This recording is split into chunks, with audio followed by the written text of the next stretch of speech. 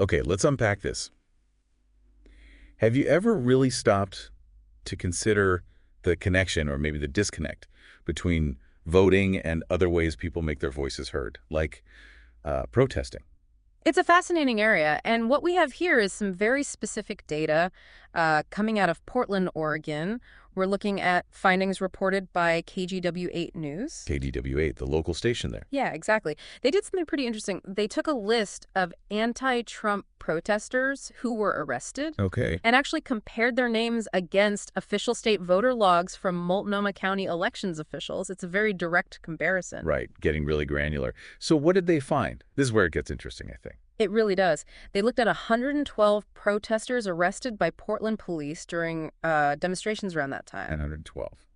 And the findings? Well, the initial report showed that more than half of those individuals didn't vote in Oregon in the November 8th election. More than half. Wow. Can you break that down a bit? Sure. KGW8 found that specifically 34 of the arrested individuals were registered, but just didn't cast a ballot in that election. Okay, so they were registered but didn't vote. Right. And then another 35 weren't registered to vote in Oregon at all. Not registered. Yeah. Okay, so that adds up. Yeah, that's 69 out of the 112 right there. 69 people whose Oregon voting records showed no participation in that specific election.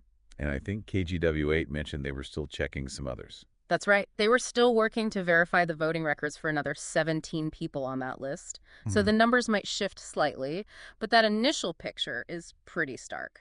It definitely sets a scene. What does that tell us, though? I mean, does it challenge assumptions about who protests? I think it does somewhat. You know, there's often an assumption that people who are active enough to protest are also deeply engaged in the electoral process. Right, that they go hand in hand. Exactly. But this data for this specific group in Portland suggests maybe that's not always the case. It could point to a group perhaps prioritizing direct action over the ballot box, or maybe feeling disconnected from that system. Or maybe engaged elsewhere. That's a key point, isn't it? This is specifically about Oregon registration and voting. Absolutely crucial distinction. This report compares names against Oregon state voter logs. It doesn't tell us if someone voted absentee from another state or if they were registered back home, wherever that might be. Okay, so it's not saying they definitively didn't vote anywhere. No, not definitively. It's saying they weren't participants in Oregon's electoral process for that election based on those records. What it does highlight is their engagement within that specific state system. Which still paints a picture.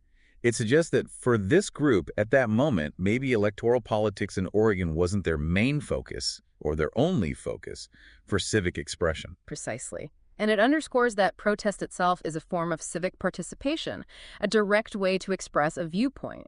Yeah, it's not necessarily an either-or situation. Voting is one way, protesting is another. Exactly. Different tools, you could say, in a civic engagement toolkit. This specific data point from KGW8 just adds some concrete texture to that idea in this particular context. So wrapping this up then, we've looked at these findings from KGW8 based on police lists and voter logs in Multnomah County.